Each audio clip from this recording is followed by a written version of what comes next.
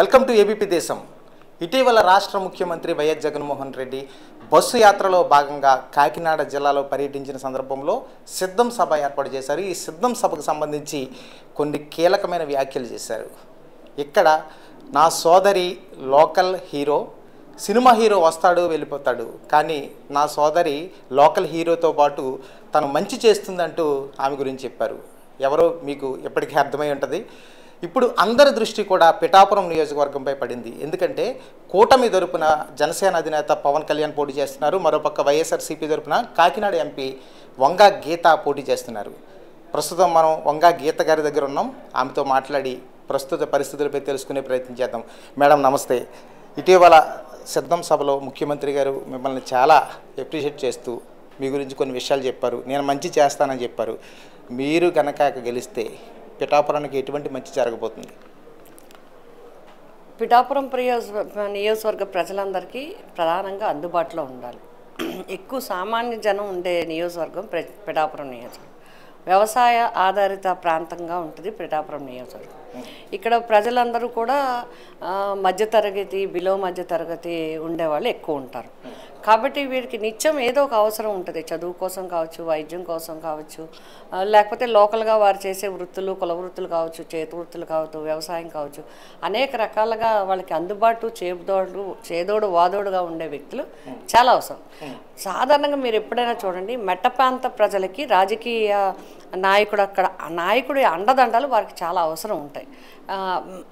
ఎందుకంటే వాళ్ళు వాళ్ళ వృత్తుల మీద, వాళ్ళ పనుల మీద వాళ్ళు ఆధారపడి ఉంటారు. కాబట్టి ఎక్కడికో వెళ్ళి పనులు చేయించుకోవాలనుకున్నా, ఏదన్నా వెళ్ళి పని వాళ్ళకి కావాల్సి తెచ్చుకోవాలనుకున్నా కూడా నాయకుడు అవసరం ఎక్కువగా ఉంటుంది. సాధారణంగా ఇది అందరికీ, వ్యక్తిగతంగా కాకుండా. కాబట్టి అంతేకాకుండా ఇది వ్యవసాయ ఆధారిత ప్రాంతం. నీరు పారుదల ఎప్పుడు కూడా నిత్యం సాగుతూ ఉండాలి. ఇటు తాగునీరు కావచ్చు, పశువులకు కావచ్చు, పంట నీరు కావచ్చు. సాగునీరు, తాగునీరు పశువులకి, చెరువులు నిండి ఉండాలి, కాలువలు పారుతూ ఉండాలి, దానికి సంబంధించినవి ఉంటాయి. అట్లాగే ఇలా అనేక సమస్యలు ఉంటాయి. ఆ సమస్యల పరిష్కారానికి ఎప్పుడు కూడా నాయకుడు అందుబాటులో ఉండాలి. నేను అదే చెప్తున్నాను. ఒకటి అభివృద్ధి, ఒకవైపు అభివృద్ధి కార్యక్రమాలు చేసుకుంటూ ఈ నియోజకవర్గానికి అవసరమైన అన్ని సౌకర్యాలు సమకూరుస్తూ ఈ నియోజకవర్గానికి మరింత ఉన్నతిగా చేసే విధంగా చేస్తూ ప్రజలకు నిత్యం అందుబాటులో ఉంటాను.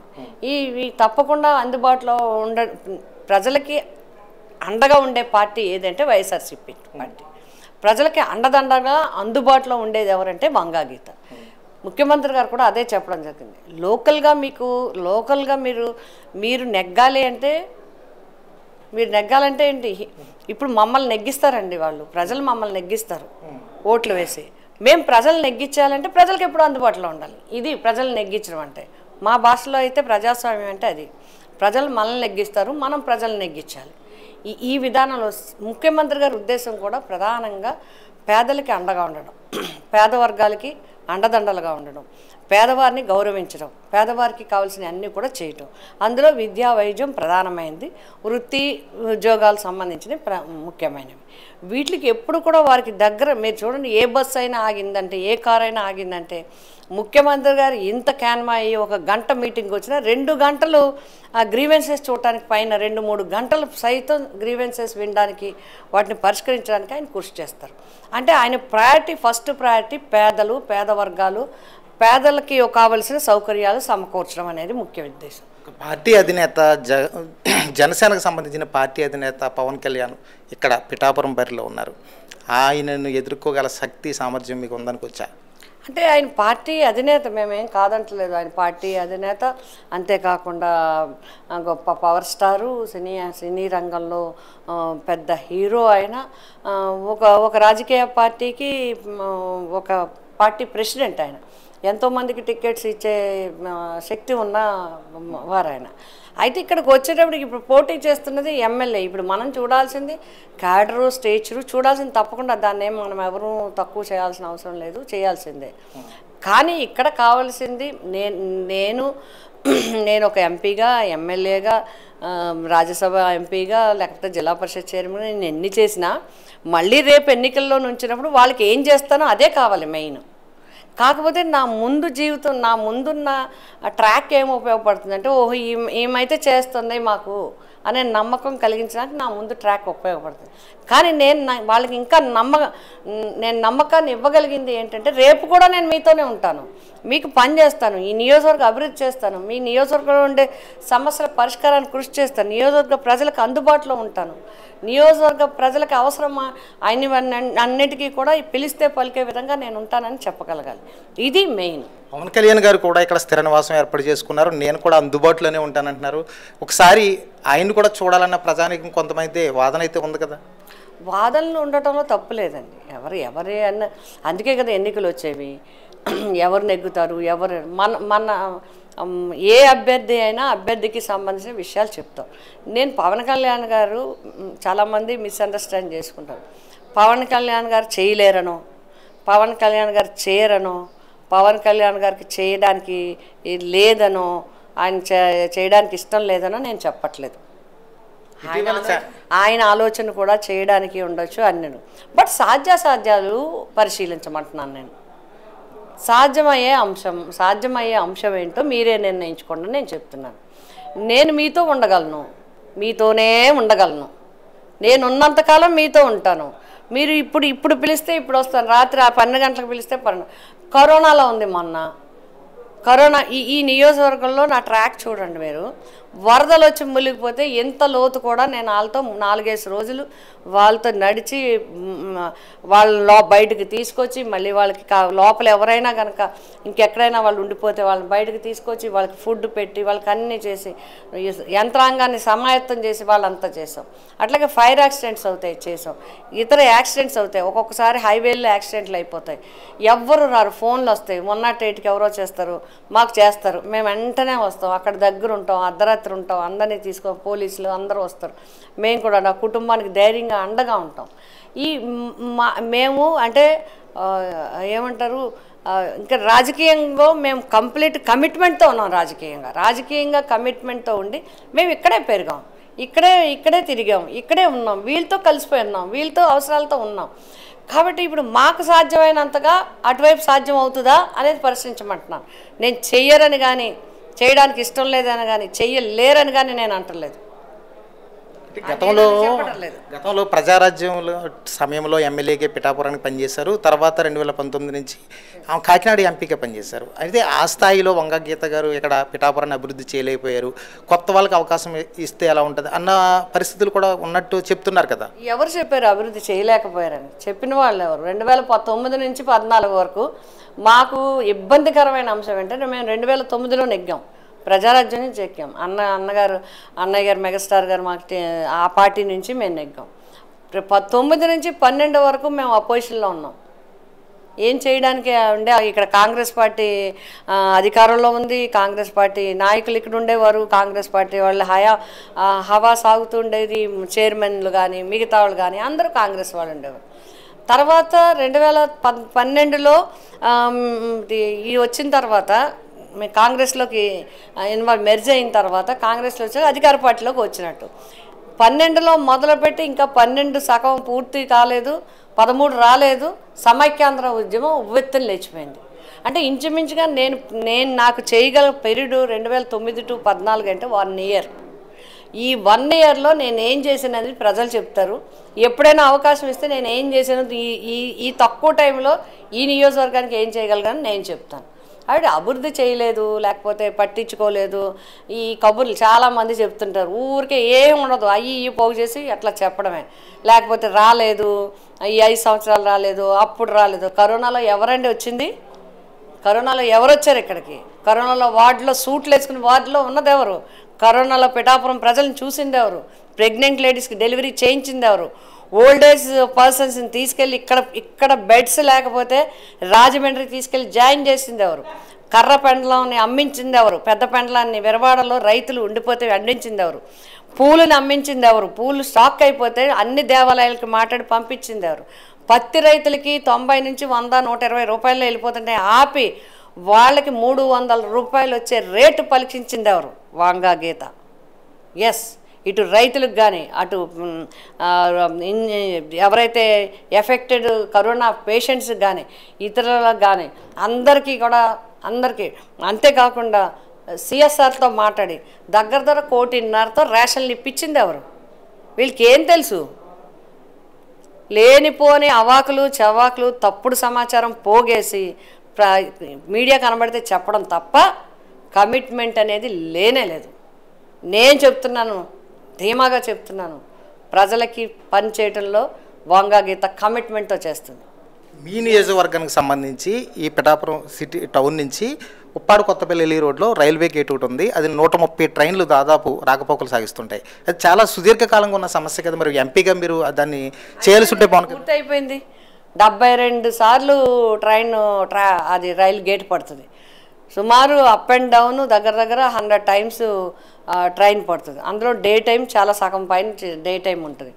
దానికి 40 కోట్ల రూపాయలతో సీఎం గారు ల్యాండ్ ఎక్విజేషన్కి ఇచ్చారు. ల్యాండ్ ఎక్విజేషన్ ప్రాసెస్ పూర్తిగా 80% అయిపోయింది. ఇంకా జీవో ఇచ్చి డబ్బులు వాళ్ళకి రిలీజ్ చేయటం. రెండవది సెంట్రల్ గవర్నమెంట్ నుంచి కంప్లీట్ బ్రిడ్జ్కి ఇప్పుడు వరకు ఎక్కడా లేదు. ఇదే first time. This is the first time. Setu Bandhu పథకం ద్వారా 100% బ్రిడ్జికి శాంక్షన్ తెచ్చింది నేనే. దాంట్లో ఫస్ట్ 45 కోట్లు శాంక్షన్ చేశాడు. మళ్ళీ రివైజ్డ్ ఎస్టిమేషన్ 15 కోట్లు కావాలంటే మొన్న లాస్ట్ మీటింగ్లో అది కూడా పార్లమెంటరీ సెషన్స్లో మినిస్టర్ గారితో మాట్లాడి మిగతా 15 కోట్లు శాంక్షన్ చేసి ఇప్పుడు 60 కోట్లకి జీవో ఇచ్చింది. టెండర్ కాల్ ఫర్ చేయటమే తర్వాయి. అందు లోపల మనకి ఎలక్షన్ నోటిఫికేషన్ వచ్చింది. ఎలక్షన్ మన ప్రొసీజర్ అయిపోయిన వెంటనే టెండర్ పెట్టేస్తారు. బహుశా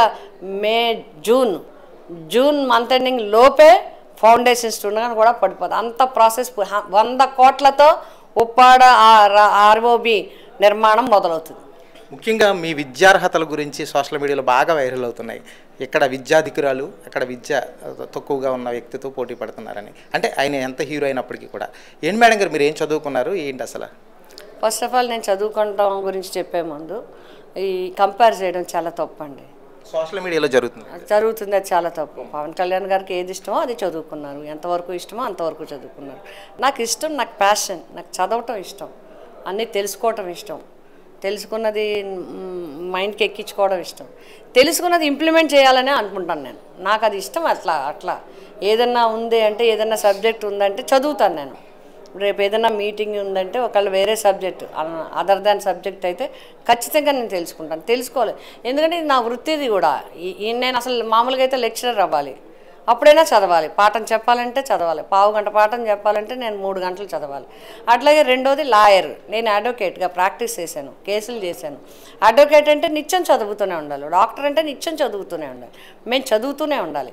అట్లాగే పొలిటీషియన్ పేపర్ చదవాలి, కొత్త న్యూస్ చదవాలి, ఏమేమి వస్తాయో చదవాలి, యాక్టులు చదవాలి, ఏం జరుగుతున్నా చదవాలి, ఏం చెప్పాలో చదవాలి, ఇవన్నీ తెలుసుకోవాలి. కాబట్టి చదువు అనేది నిరంతరం.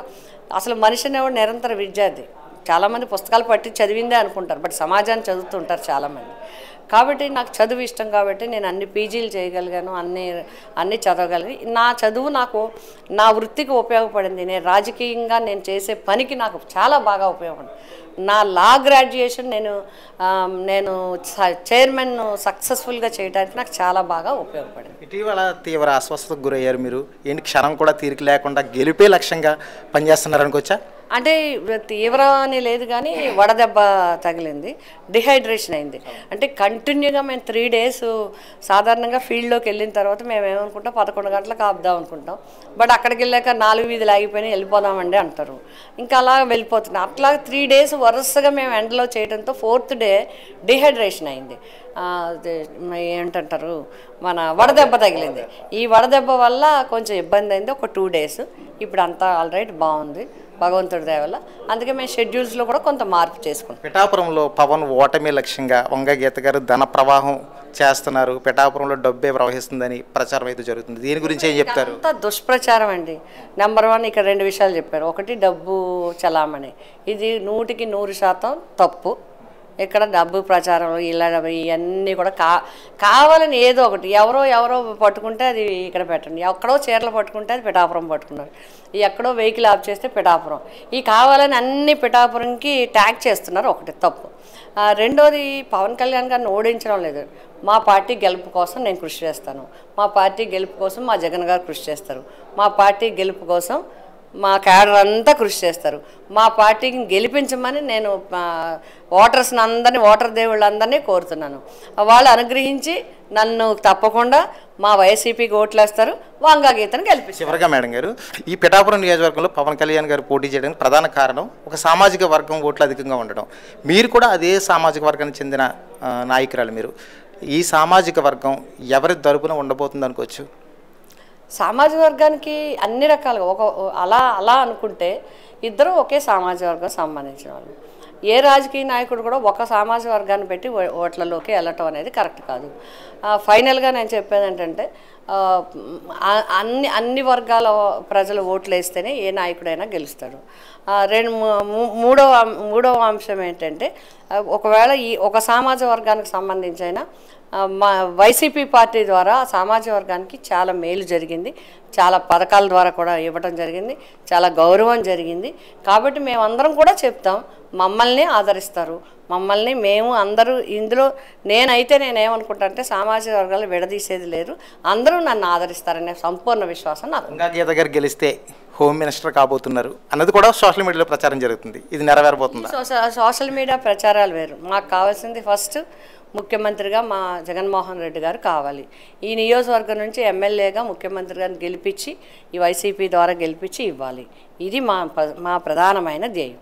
ఆల్ ది బెస్ట్ మేడం గారు. థ్యాంక్ యూ మేడం గారు. పిఠాపురం నియోజకవర్గం నుంచి ఏదేమైనప్పటికీ కూడా తను గెలిచి తీరబోతున్నారని వంగా గీత చెప్తున్నారు.